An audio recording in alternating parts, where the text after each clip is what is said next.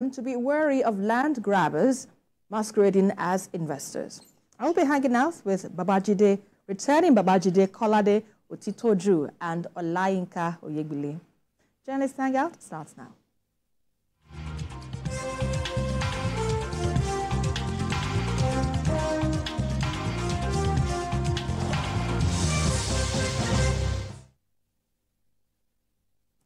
The last is yet to be heard about the recent protests which degenerated into anarchy in some parts of Nigeria.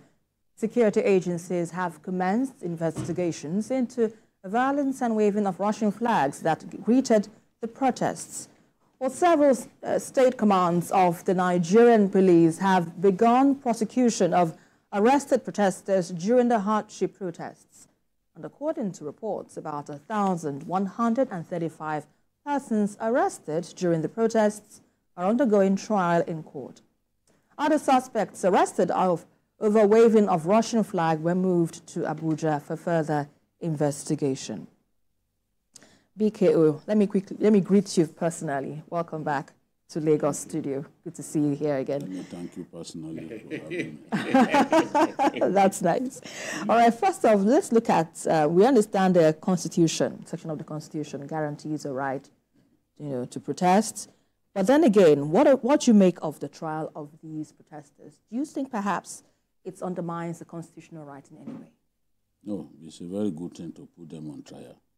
What we saw in the name of cost of living protests was a show of shame in some parts of the country, especially Kano, where the protests degenerated into an orgy of looting.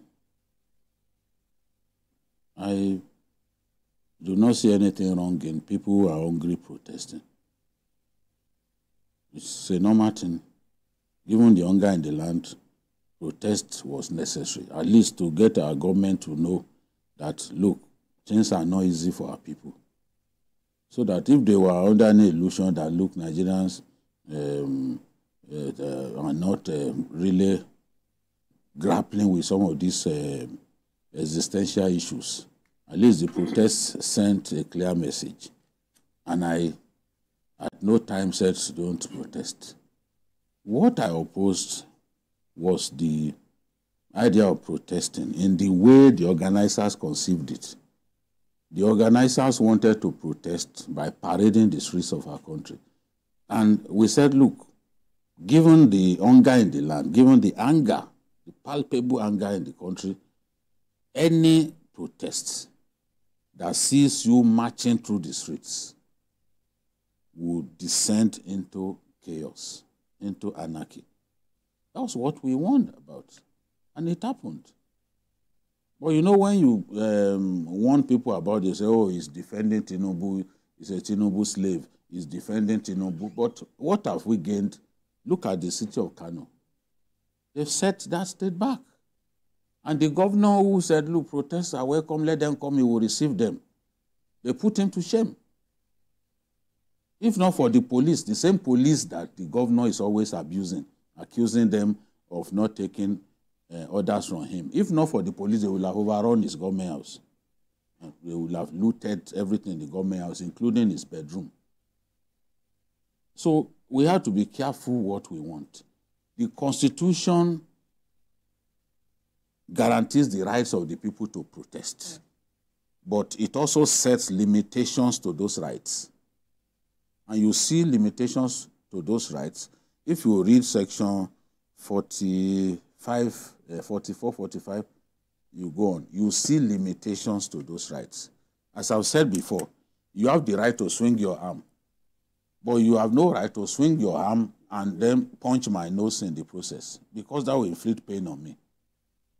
So, by flinging your arm in a way that hurts me, you have infringed on my own right. So there are limitations. You have no right to block the road and stop people that are about to be taken to hospital from getting access to the road. This is the sort of protest that some people want. But there are people who, for no reason, will never join in a protest. it is not their style. But you don't have to impose your own desires on other people. As much as you have the right to protest, others have the right to not protest. This is what some of them don't want to agree. And so you go, you block the road so that you inflict pain on everybody, including those who do not want to be part of your protest. Everywhere in the world where protest descends into anarchy and looting, people get arrested. On the 7th of August, 400 people were arrested in the UK. Maybe we always talk about them, Senna climbs and all that rubbish.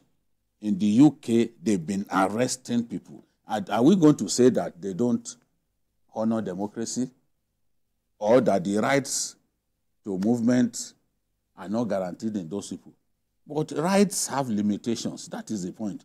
For example, as much as you have rights to freedom, to movement, there's freedom of movement for everyone.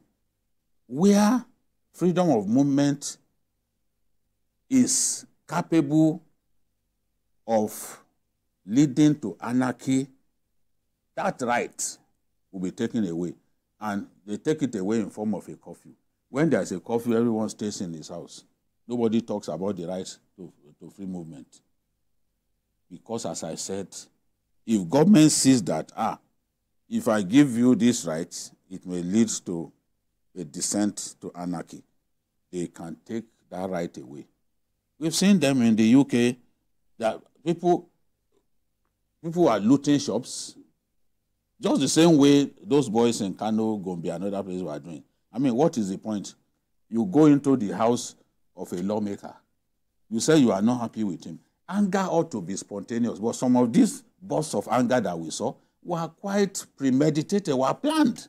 They went removing roofing sheets of some houses before setting them ablaze. You are stealing. In Kano, we saw people damaging drainage slabs just so that they can remove the reinforcements in them. Some of them, 18 mm, 16 mm, they want to go and sell the iron rods in those drainage slabs. So they are damaging government property. We saw a clearly deranged boy with a cutlass trying to cut traffic light. I mean, what kind of kick, what kind of negative kick will have prompted a boy to be doing that? That's not protest. And then some were waving Russian flags. They didn't even know what they were doing. So if you even want to wave the flag of a country, it's Russia. Russia. You can't wave the flag of China. In today's world, China is both an economic power and a military power. And stronger than Russia, except for nuclear capability, which nobody will use anyway. There is no madman who will go and use nuclear weapons because he knows that even it will get destroyed in the process. So you are waving the flag of Russia. This is season of madness. We call it zanga-zanga to show anger against government. It's right. But we don't want zanga-zanga nasata. What does that mean? We will explain to you. Of stealing. Zanga-zanga nasata. You know, we protest just for you to steal. That's why we saw opportunity to steal. We saw this coming. How do you go and... They even looted mosque in Kano. They carted away the rugs. The rugs. Oh. They carted away the rugs. Zanga-zanga nasata. In fact, yeah, let's you know what happened in Kano and some of the northern states was not protest at all. Clear case of looting and banditry. That was exactly what happened. Because in a situation where you have people go into people's houses, I mean, slabs on the road, removing it, something that the government had done to ease your movement and all that, you go and remove, that's no protest. And in fact, when you see majority of all those boys who throng the streets, you know that it is a case of not knowing what they are doing. But ignorance of the law is not an excuse. In fact, on the issue of the Russian flag, there's another school of thought that says that if you look at that flag, it looks almost like the Nigerian Army flag. So, and some of them were singing, so, Jimuke, so, we want the military. Yes. So, is it the military flag they are waving unconsciously or the Russian flag? Although the military had not come out to accept or to say that it looks like their own flag, everybody is following the popular narrative that it is the Russian flag. So we need to contest that. Is it, because most of those boys, if you ask them where is Russia, majority of them don't even know. Maybe they are even hearing the name Russia for the first time. So the issue is, what happened in those cities were not protests at all, but clear case of looting. People who wanted to loot, it also sends a signal. We said something like this last week. It also sends a signal to the leadership in the North that, look, you need to train your words. You need, I can't see it happening in a place where people are well brought up and well reared. For you, parents, to go into the streets and begin to go into people's houses, vandalizing government property. Well, maybe it's also a lesson for all our leaders. It happened in Lagos in 2020. And we saw a situation where there was, in Lagos and in other places, there was calm. And even the policemen, we need to commend the efforts of our policemen. In Lagos, in Rivers, especially. You saw what happened in Ojota, I think the second or third day, when the commissioner was telling them to go into the park, and they said, no, they are not going because some thugs were there. He assured them that nothing will happen to them. They said, no. And he pleaded with them, and he said, okay, he was on his way to Lekki, but because I want to assure you that there is not going to be any problem, he stayed with them. And these are people who really had what they wanted to do. But in that case in Kano, they were just small things running around, and we also need to also commend the police there too. Right. Because if the police had come out, what we are saying now is not what we'll have said. Right. So before it happens next time, we always appeal. And I also believe that the organizers, or whether they are known or unknown, will have learned their lesson. Right. You have good points, but you can never predict. You know the beginning of a fight, you will never know the end. So, yeah, indeed. Well, while you commend the efforts of the Nigerian police, yeah, I will also raise a concern that there were reports of live ammunition now being used against unarmed protesters. Babajide, how do you think authorities now should manage demonstrations like this without crossing the line of, into repression, so to speak? Yeah, there is no reason to use live ammunition in quelling a protest. But where people flagrantly loot other people's properties, they are inviting extreme measures on the part of the security forces. And it's not only in Nigeria that it has happened. If you are looting and you call that protest, they will fire at you. Mm-hmm.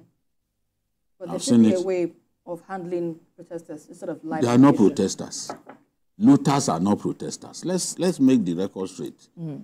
Those ones are not protesters. People who set out simply to loot. Look at, there is a supermarket on the way to the government house in Kano, Barakat. And then a pharmacy. Beautiful place. And then a pharmacy. They looted it completely. There was a person who was filming his shop being looted. I mean, I warned before this protest that many Nigerian business owners do not insure their business premises. So when you loot in this manner, you've ruined their lives. You loot, you set up, you've ruined their lives. Some of them will never recover. Some of them will die of complications arising from hypertension and all that because you've destroyed their lives. So people have no reason to loot. And people have no reason to endanger the lives of security forces. If they endanger the lives of security forces, those guys will do whatever it takes to secure their lives, to stay alive, including firing into the air. I don't think that people will deliberately fire at protesters. Okay. Sometimes to disperse them, you have to fire into the air. Maybe when they hear the sound of gun, they start running. But stray bullets can then kill people in the process. If they fire directly into the crowd, there will be so much fatalities. We won't be talking about maybe less than 20 people dead. We won't be talking about that. We'll be talking about people dead in hundreds. AK-47 fired directly at human beings. Even when fired directly at a car, or even an aircraft, you can bring down an aircraft with AK-47. It is that powerful as an assault rifle. So imagine firing it into a crowd. You kill so many people. The policemen showed tremendous restraint. You can imagine in Kano, if they were to descend heavily, because some of them were being stoned. They were being stoned. The looters, because I won't call them protesters. The looters were stoning them. I won't call them protesters. I'm not a fool. You see those boys are 9-year or 10-year, I call them protesters. How are they protesters? I'm not going to be, just the same way I would not agree that it's a nationwide protest. No. People calling nationwide protest, they don't know the meaning of nationwide. More than a quarter of the states in our country didn't get involved in that protest. So how is that nationwide? Nationwide must, a whole geopolitical zone in our country, they didn't protest. They didn't participate, And you still call that nationwide. So it was wrong. I like those who came up with August protest. Simple, it makes sense. Don't call it nationwide when more than a quarter of the states in our country didn't protest at all. So I disagree. I think also... And those boys, I will not call those boys protesters. No. Those boys were looters. No. They came to steal. They came to steal. It's also a wake-up call for our security agencies. We need to invest more on rubber bullets, and there's this water cannon fire. They were firing hot water cannon. Kano. They didn't restrain them. If hot water cannons, if they spray... They were spraying it at them. Go and look at the videos. Those boys kept coming. That means it's something... Didn't you see some of the videos? They were firing water cannon at them. Because if you have that... More or less, their actions were justified.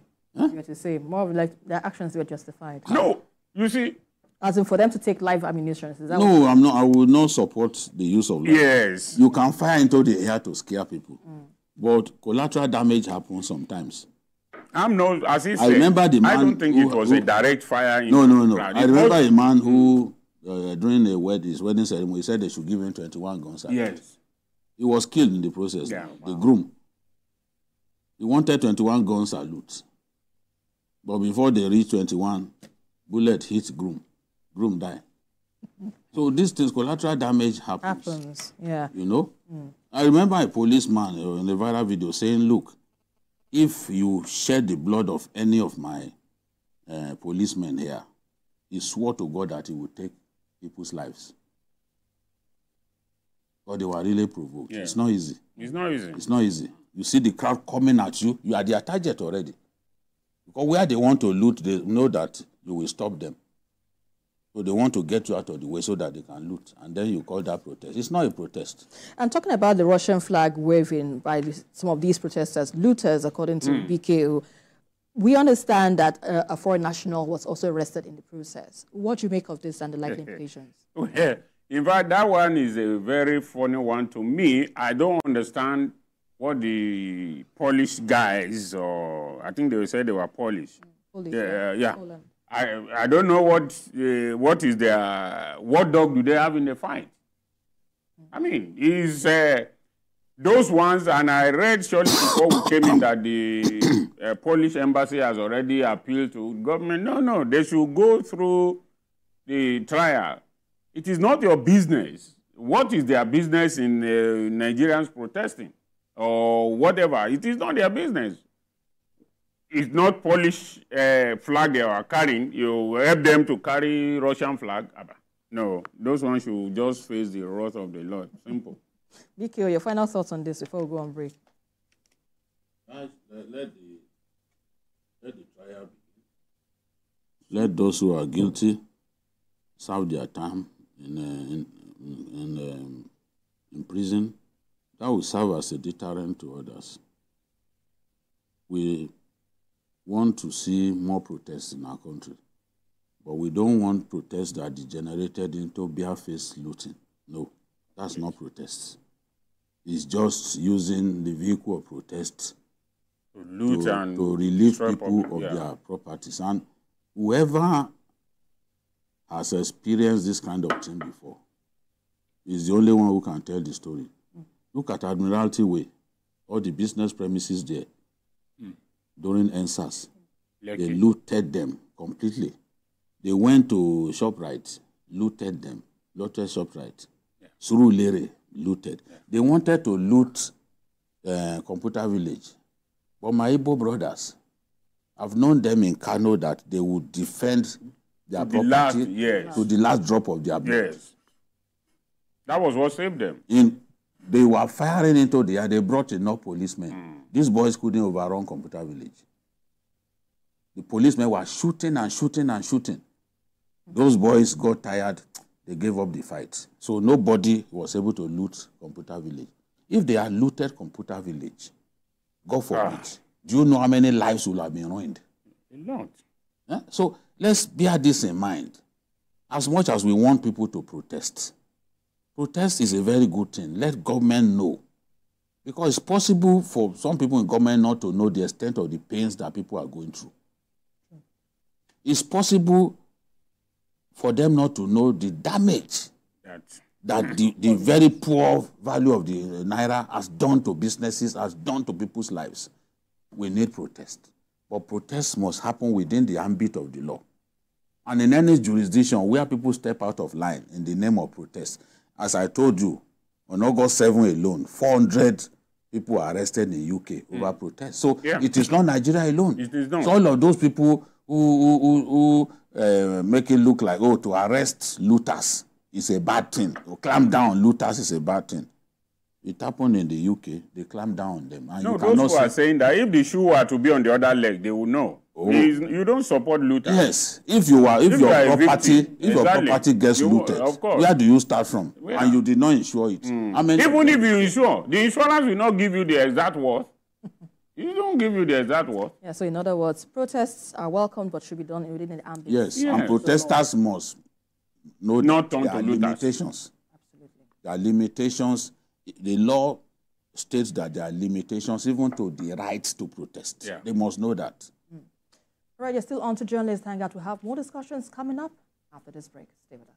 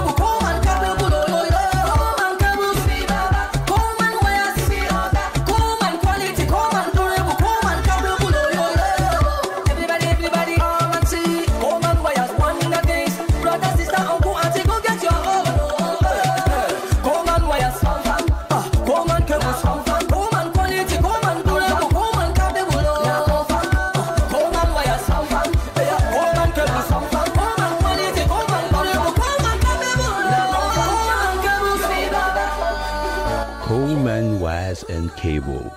Great quality, now with the new look.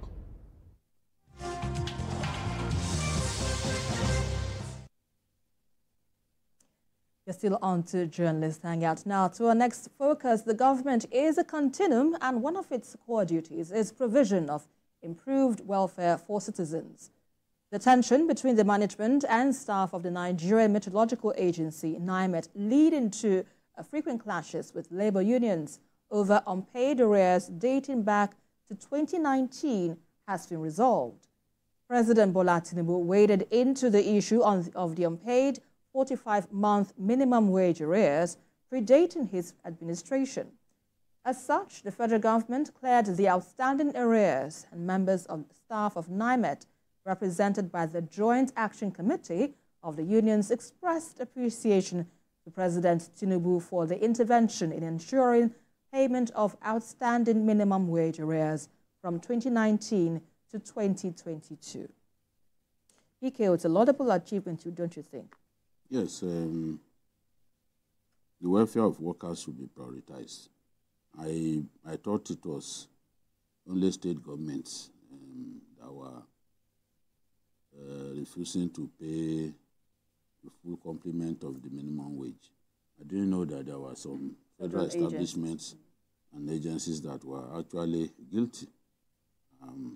It's a long time coming. It's been a long time coming, but this government stepped in and decided to pay. So it's credit to them. The same way that this government inherited forex backlogs running into billions of dollars. And it was one of their first priorities to clear those forex backlogs. It was a big sacrifice to clear them, but the government was determined to do it because who will come and invest in Nigeria when he knows that he cannot repatriate his funds? It makes absolutely no sense to come and invest here. Airlines were being owed a lot of money. Nigeria was, in the books of ICAO, Nigeria was the most notorious in terms of funds, trapped funds. How do you work? I mean, you invest in a country, you cannot repatriate your funds. The funds that you made genuinely. So this government cleared those legitimate claims. You may not give Asiwaju credit for some of the things that he has done because of the hunger in the land. It's normal. I used to say to former President Buhari that, look, if you like, build houses in the sky for people. As long as people are starving, they will never, they won't give you credit for anything. They won't even say you performed. So that's why the welfare of the people must be made paramount. Otherwise, the government cannot give itself immortality. And I don't see why somebody comes into office believing that he should not give himself immortality. You must continue to live in the hearts of the people. Yeah. And it is only when you work for the people, you ease their pains, that you will be able to live on in their hearts and be counted among the great leaders. When people pick food from the dustbin, when people do not have guarantees that they will be able to eat their next meal, that they will be able to find their next meal, they will curse their leaders. They will call their leaders all kinds of unprintable names. That's why leaders must focus on the welfare of the people. Other achievements, no matter how gargantuan, you can build a highway from Nigeria to London. As long as if the dominant theme is hunger. As I said before, the most popular word in Nigeria today is hardship. Yes. You are not going to find any other word frequently used in the newspaper and everywhere like hardship, because that is what hurts the people. So kudos to Asiwaju for doing this. I think in the Ministry of Interior too, 10 years promotion, what do you call it? Backlog. Yes. That they have not done. They cleared 10 years. No, but you see, the question now is, what are these people been doing all this while? Is it that the money for this were not voted? Because we shouldn't just look at it that, okay, government has done well in clearing it. Right. But we need to look at, was this money not budgeted for? paid? It was not budgeted for. If it was not budgeted for, fine. If it was budgeted for, because the government must also look at that issue. Is it that it was budgeted for and somebody somewhere allowed the snake as the snake to swallow it? I don't know why. So they must look into that. You know, it happened during the previous administration. So, but the important thing is the president felt this had to be cleared. Yeah. He cleared it immediately. And that's the same way he's cleared pension arrears. There's so many such things that he has done. You know? But those things are overshadowed by rising food prices and all. That's that. You know? So, and that's why that should be what he will address. Right. You know, to give himself immortality, he has to address that. Otherwise, all those things that he's doing, there are a lot of people will problems. not remember. We even talk to them about it, they don't want to listen. Yeah, but getting your position on this, Layinka, you know, this, how might this, will I say, long-standing issue now perhaps affect, will I say, the morale or trust within government agencies? Because this took since 2019 till date, or to 2022, if I would say. How would you think this would affect the trust of the employees of these agencies? You know, that was what I was saying in one of the programs some time ago, that people are tired of promises. Right from 1999 to now, all the former presidents we've had, everybody has been promising this, reforming that. At the end of the day, we are still back to square one. So what people are looking at now is, what are the concrete achievements you can make that people will be able to point to? And we are heading towards it. It is painful, and because of the rot that is on the ground, it might take a long time for it to be achieved. But you see, an hungry man is an angry man. Most Nigerians today are not interested in the fact that the present administration is trying to clear the rot of the yesteryears. As we said at the beginning of the program, government is a continuum. Right. So, as far as Nigerians are concerned, what they need now is, how do we get out of this morass? Yes.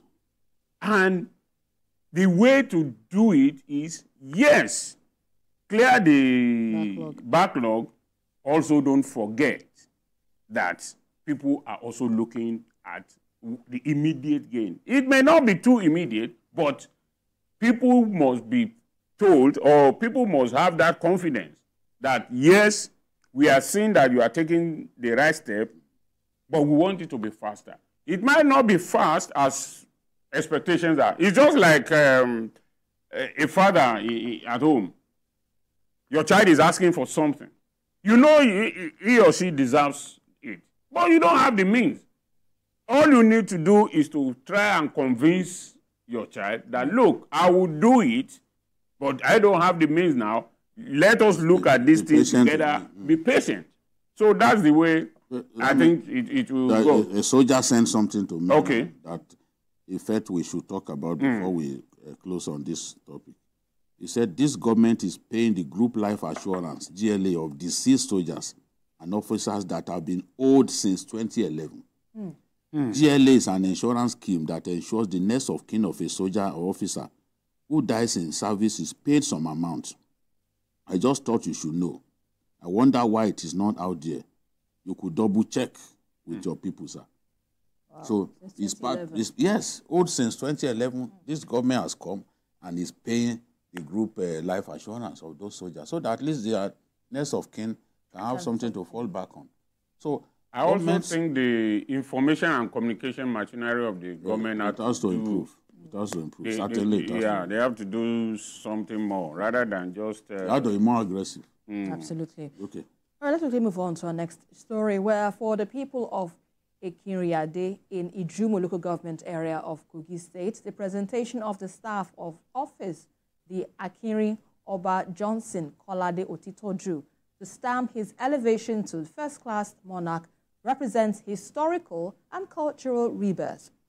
At the event in Lokoja, the state governor, Ahmed Usman Odudu, called for improved collaboration with the traditional institution to accelerate development and promote peaceful coexistence among the people. The governor, who urged traditional rulers to help secure their domains and attract investments, cautioned them to be wary of land grabbers masquerading as investors in different communities in the state. Well, let's share the story by TVC News' Abidat Lawal with you.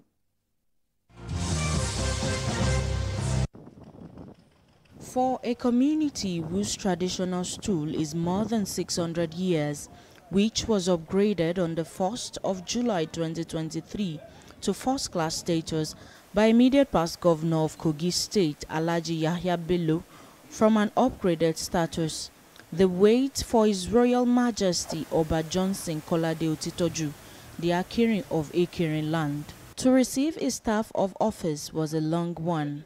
On the 9th of August 2024, the wait finally came to an end.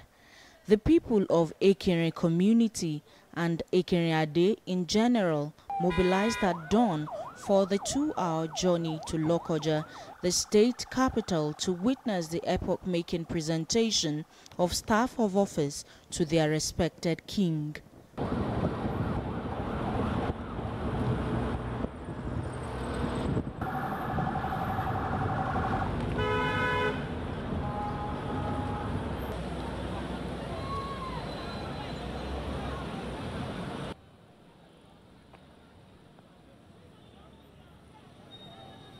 This convoy left Ekiriade for Government House, Lokoja, where a mammoth crowd had gathered inside the glass house for the ceremony.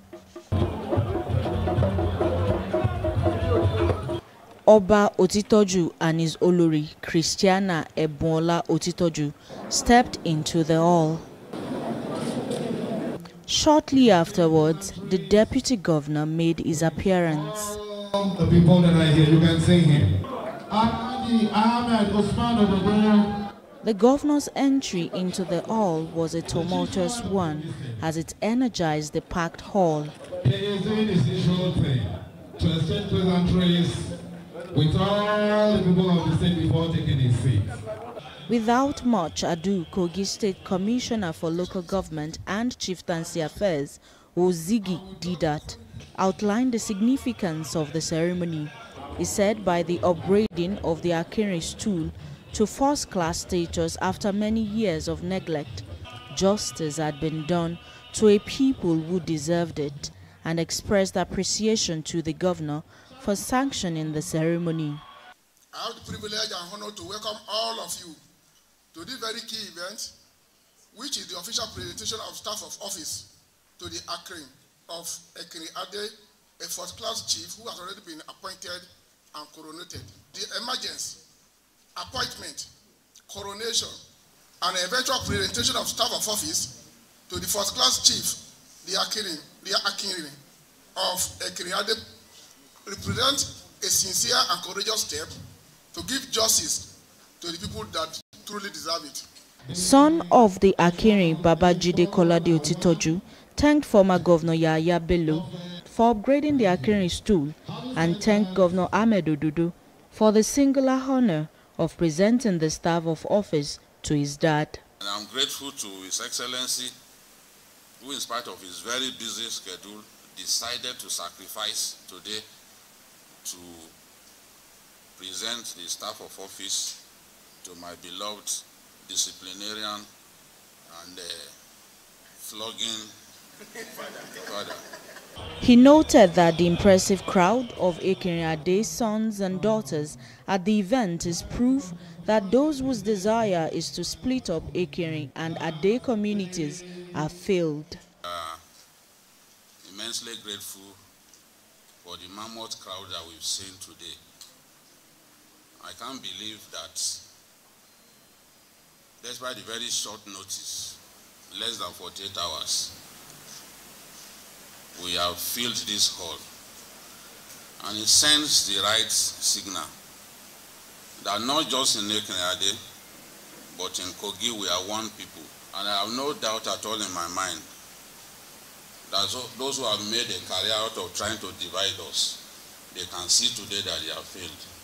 On a jocular note, he spoke about Oba Otitoju's commitment to discipline and integrity, especially during his long career as a teacher from 1952 to 2007. A wonderful teacher, a disciplinarian, whom I recall flogged me relentlessly. I always say it at every opportunity because what we become in life, who we are, is a product of the home training that we got. When you have both parents who are teachers, you know you are in trouble. There were occasions when my dad would beat me. My mom would try to step in and say, no. He would say, but when you were beating him yesterday, did I stop you? Governor Ododo praised the Ekene people for their rich tradition, heritage and culture. He urged them to cooperate with their king to ensure smooth running of the community. I congratulate the people of Ekene at home and abroad for having an Ekene that can hold his own anywhere in the world. It is our hope that the Ekene will uphold the rich history, culture, and traditions of the great people of Ekene. Lorraine is expected to herald a new vista of development for Ekene land and usher in a new era of prosperity. The governor was surprised that the king could mobilize a big crowd at short notice. He urged him to create an enabling environment for investment, but must be wary of selling their lands to land grabbers masquerading as investors. We are recalibrating our land administration process in the state. We implore our royal fathers to cooperate with us and not to give land indiscriminately to land grabbers disguising as investors. He harped on the disciplinarian side of Oba Johnson Otitoju and noted that by sticking to one wife, the Akiri is a role model to him. As a teacher and as a father, we will continue to learn from you. And as your student, I am enjoying what you are enjoying today. If you don't know, look at Baba and his wife. Baba married one wife. I married one wife. So, we are all students. You have enjoyed Baba when he was a teacher. I am enjoying him as the president and the leader of one-star general. Johnson Kolade Otitoju, Akere of Ekene.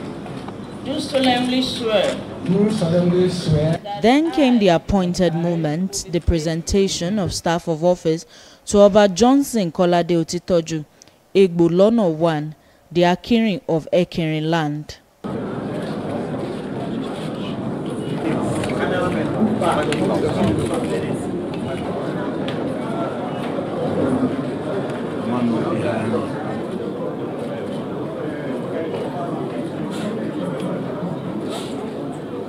Congratulations.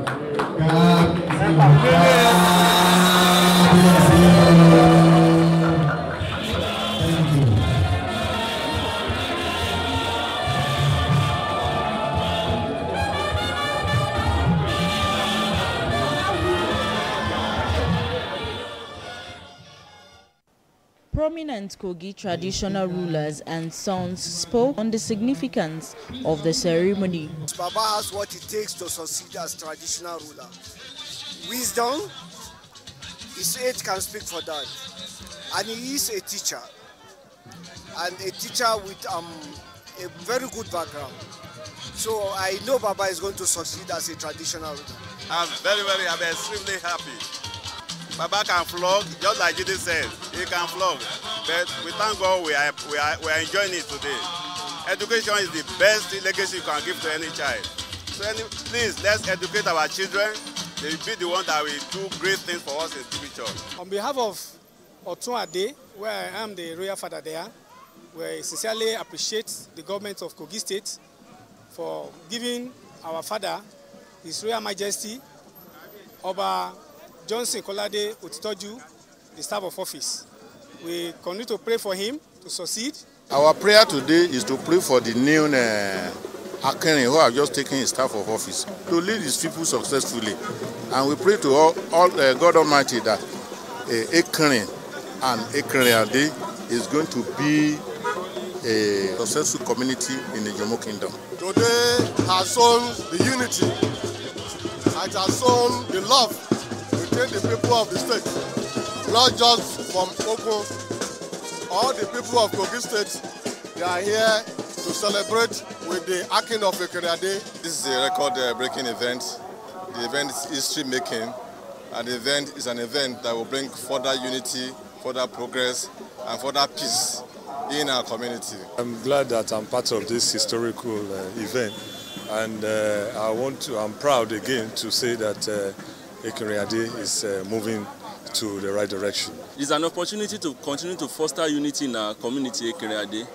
We, Ekeriade people, are peace-loving people, and with this event today, it's another opportunity to showcase what we have in relation to peace. Oba Otitoju expressed appreciation to God and Governor Ododo for the honor done to him. He said the event validates him on the throne of his forefathers and changes the narrative for the Aboriginal people of Ekeriade.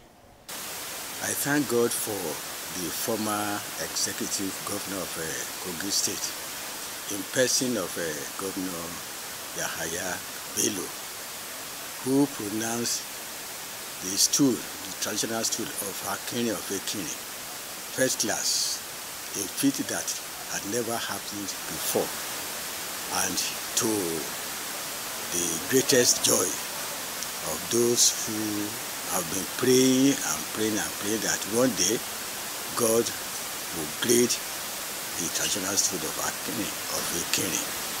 And so what happened that day is just a follow-up of the good thing that the former governor did for Ekini people in Ekeriade. So I am grateful to God again and grateful to our executive governor, Haji Ahmed Usman Ododo, for giving me this type of honor, which Ekini people will continue to cherish and be proud of.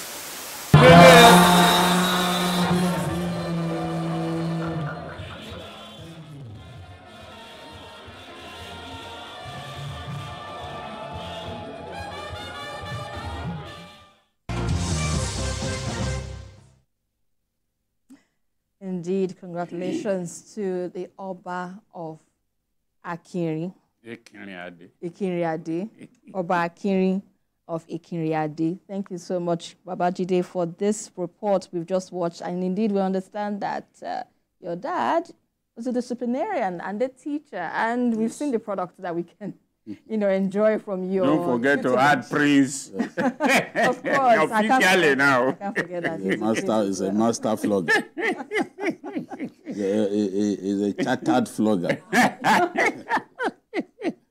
So, but with what we've seen now and the new staff of office that he's been, bestowed on, and the mandate that traditional rulers should be wary of land grabbers, which is the thing that we see in most, let's say, undeveloped areas. How do you think this should be handled, given this charge from the state government? I think it's a very valid point made by the governor. There are many people masquerading as investors who are only out to exploit the mineral resources in Kogi State.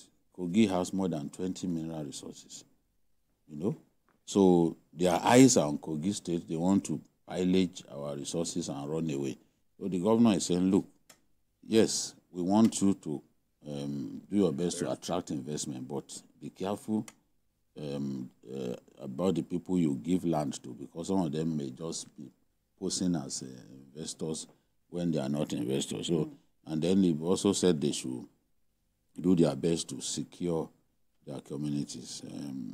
I believe that traditional rulers need to be given that role, because they understand their communities more than the rest of us. And if anyone is coming into a community, the traditional ruler should know. If that person is a criminal, they have to first profile him and send him packing if he has nothing to offer. So it's a good thing. I'm happy that after more than a year of his elevation to status of a first-class king, the governor has deemed it fit to give him the staff of office. Because the staff of office is like you are given a job and you are then confirmed on the job. Yeah. You know, so if you are not confirmed on the job, you cannot say you are a full-time employee. So there are people who are saying that Governor Yabelo just made a political pronouncement. It's a bogus, fake first-class elevation. I think all of that has been put to rest now. We'll wait and see what they say next. What do you have to say about this election? Well, what else do we have to say rather than wish His Royal Majesty Egbolona one long life and peaceful reign? Absolutely. And going by his record, you see that some of those who spoke were even his students, yes, commissioners and so on. And they spoke about his disciplinarian attitude. Yeah. And you cannot bend a dry fish. And that is what... So he's getting to this point now. What will he be looking for that will allow land grabbers to take... I mean, he's already fulfilled. So we wish him all the best and a very peaceful reign. And I believe that these are the kind of people that should be elevated to that kind of post. People who have pedigree. It's not just that you see somebody who has made some money somewhere and you think... So with his record, he will not like his record to be blemished. And you know, and it's a challenge. We wish him long life. There are at least 10. Yes. There are at least 10 first-class traditional rulers in Kogi State who are my father's students. Oh, you see. So at least 10, between 10 and 11 of them that passed through him. You know, wow. So he speaks of somebody. Of course. So it shows that he's not just an upstart. Yeah. We wish Baba long reign and peaceful reign. Yes. Indeed, and congratulations once again. Our prince.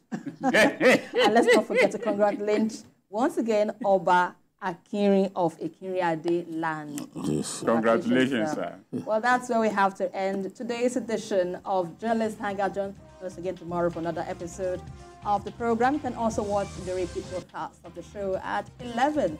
Join us again on Sunday from 1:30 to 3:30 p.m. We are also on YouTube at youtube.com/TVC News Nigeria. And I will thank my guests here in the studio before I leave, Olayinka Oyegbile and, of course, Babajide Kolade. Thank you so much, sir, for your insights. Well, I am Esther Mwapariola. Bye for now, and God bless Nigeria.